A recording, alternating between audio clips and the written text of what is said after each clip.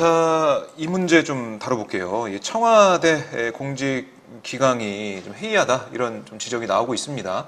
여당 내에서도 뭐 조국석 사퇴를 요구하는 목소리 나오고요. 어제 이해찬 대표 같은 경우는 관련해서 조국석 사퇴 요구는 정치 공세다 이렇게 좀 일축하고 있는데 특별감찰반의 비위 문제로 다시 한 번 더 증폭이 된 이 기강 문제, 청와대 기강 문제 어떻게 보고 계십니까? 이거는 네. 그 특감반이 그 민정수석실 소속이고, 그렇죠. 민정수석실과 특감반은 말하자면 우리 공직사회나 또는 아주 큰 비리 부패 사건에 말하자면 적발하고 그에 대해서 철퇴를 가하고자 하는 역할을 맡은 기구들인데, 네. 여기서 비리가 생겼다 그러면 국민들 입장에서는 어떻게 생각할까요?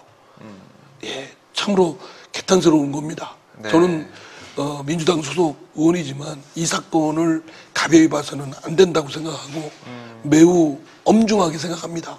어제 이해찬 대표가 예. 이 사건은 일정 부분 그 문제를 일으킨 사람의 일탈 문제일 수도 있다라고 네. 좀 했지만 일탈로, 예. 이미 우리 당에서는 사과를 했고 대국민 사과도 했고, 그렇죠. 또 갖고 있는 당내의 분위기는 너나 할 것 없이 매우 엄중하고 걱정들이 많습니다. 아, 그래요? 네. 좀 말씀 좀 나누세요. 이 사안에 대해서 우리가 민주당 정권, 그러니까 문재인 정권이 좀 정신을 차려야 되고 또 열심히 하기 위해서 허리띠, 신발끈 이거 다 조여매야 된다 이런 말씀 하시는 거예요? 이게 지금 예. 지난번 최순실 박근혜 네. 그리고 현직 대통령을 끌어내릴 내쫓는 퇴출시킨 그런 탄핵 사태를 맞이한, 그래서 탄생한 그렇죠. 촛불민심의 네. 정권입니다.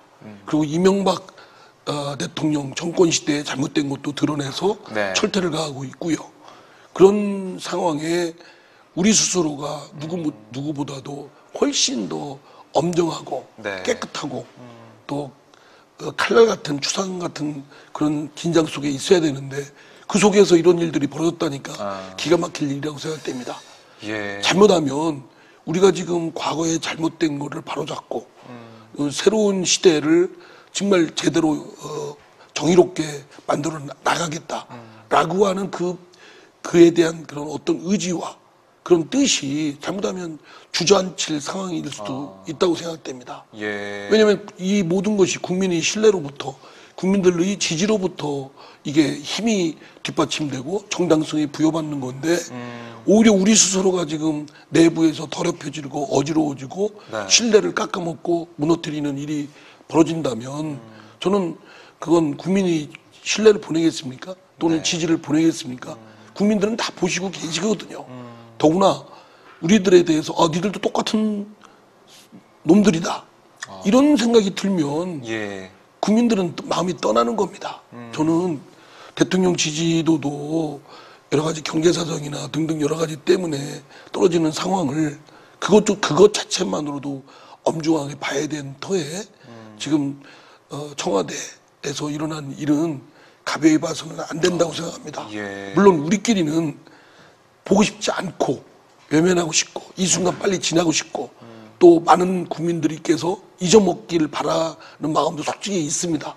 그러나 국민들 잊어먹지 않습니다. 다 차곡차곡 기억해놨다가 네. 심판을 할 것이고, 이 무서움을 저는 우리 민주당은 물론이고 청와대나 정부에 있는 분들이 경각심, 칼날이 자기 머리 위에 있다라는 그 고사를 다시 한번 되새겨야 된다고 생각하고요. 다시 돌이켜보면 총리나 장관들은 과연 총대 메고 이 시대 문재인 정권의 국정 목표 실현을 위해서 얼마나 애썼는지, 청와대 사람들은 대통령의 보좌를 위해서, 대통령의 국정 실현을 위해서 네. 얼마나 자신들이 숨어서 자신들을 분골쇄신하는 모습을 보였는지, 우리 더불어민주당은 그야말로 문재인 정부 또는 네. 민주당이 국정을 실현하는 데 있어서 부딪히는 여러 가지 쟁점들에 얼마나 이를 풀어내는데 일심동체가 돼서 치열하게 현장 속으로 들어갔는지 네. 라는 점에 있어서는 저 자신부터 반성할 점이 있다고 봅니다. 네. 그래서 빨리 지금 이 현장 속으로 치열함 속으로, 그리고 많은 국민들, 어려워하는 국민들이 아우성 소리를 듣는데 네. 외면하지 말고 현장에 천착해서 나가야 된다. 만약에 일을 못하면 청와대고 정부고 당이고 일대 쇄신이 해야 될 상황이다. 예, 일대 쇄신이 필요하다 이런 말씀 주셨는데, 그러니까 지금 중요한 시점인 것 같아요. 예, 그 지지율이 좀 하락하고 문재인 있고 대통령 이런 상황이기 집권이 때문에. 지금 3년차 들어가고 있지 않습니까? 내년 5년 예, 중에 예. 이제 5년 중에 2년이 훌쩍 지나고 3년차로 들어가고 그러면 이제 얼마 안 남았습니다. 네. 이제 우리가 해낼 일은 지금 사실은 여기저기 일 많이 벌려놨잖아요. 이거 사실은 추스려서 제대로 해내는 성과를 내기도 급합니다.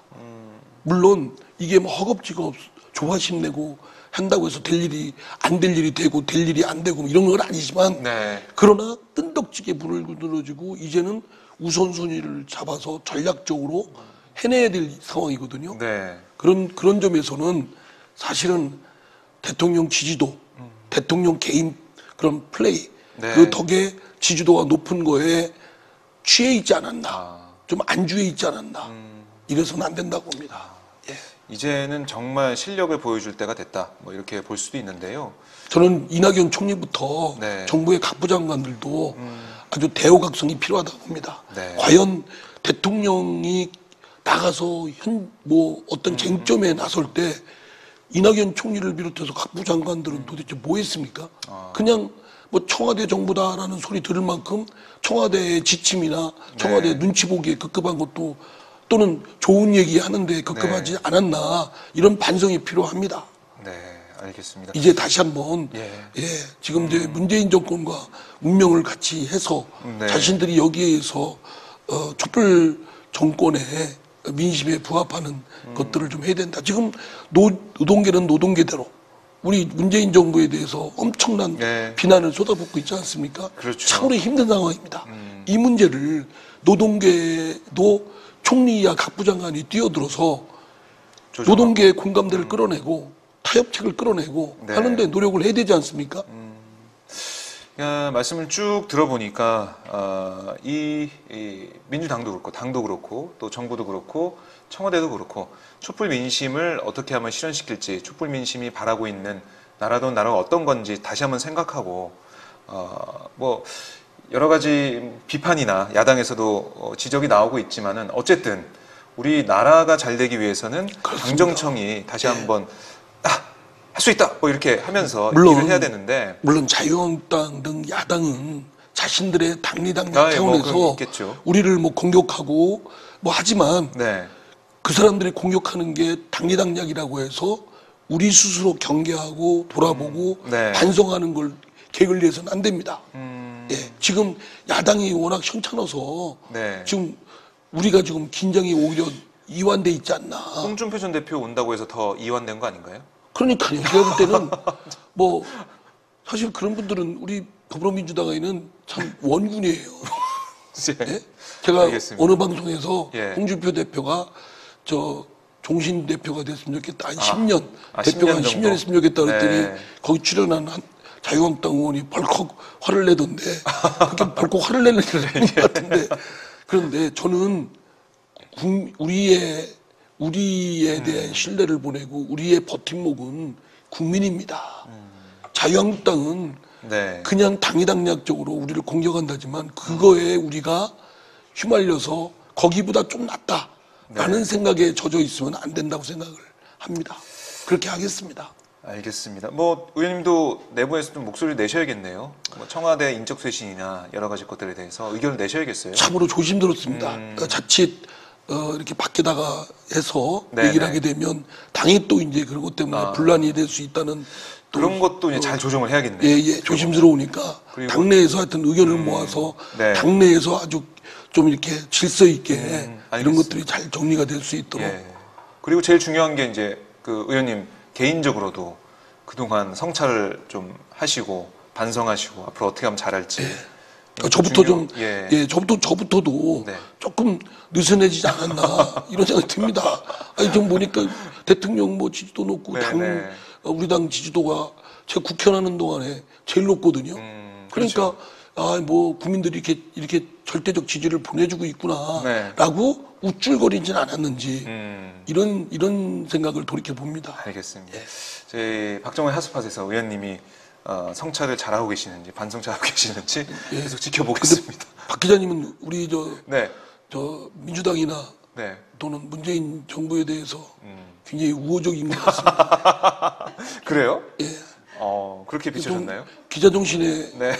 저한테 막 난리세게 물어보고 그런 데지 않습니까? 근데 혹시 네. 저 문재인 정부 내에서 네. 뭐 입각하려는 그런 생각을 갖고 있는 거 아닙니까 혹시? 아니고요. 아니면 국회의원 출마하시려는 거 아닙니까? 무슨 말씀? 예? 그렇게 하십니까? 그런 생각. 아니고요. 저는 제가 그 촛불 집회에 그 개근을 하면서 항상 그 국민들의 뜻을 전달해드리고 했었는데 누구보다도 이 문재인 정부가 잘 되길 바라는 사람 중에 한 명입니다. 그때 네. 저도 기억나는데요. 박정 기자님 막 방송에 이렇게 보면 네네네. 예를 들어서 A 방송이면 A 방송 기자가 리포트를 해야 되는데 우리 박정 기자님이 꼭 화면에 크게 나옵니다. 예, 예. 근데 그때 제가 잊지 못하는 게 지금은 이렇게 윤기가 흐르는 게 있지만 그때는 하얗게 들릴 정도로 입도 막 메말르고 네. 막 이렇게 입술에 밥을 잘 못 먹고 다녔어요. 입술이 튼 그 표시가 화면에 네. 나왔어요. 그래서 참 마음이 참 안 되기도 하고 그런 현장에 있었던 박정호 기자님 네. 이런 분이 진짜 저는 문재인 정부에 입각이 된다고 생각합니다. 알겠습니다. 그럼 우리 이상민 의원의 개인 의견으로 제가 받아들이고요.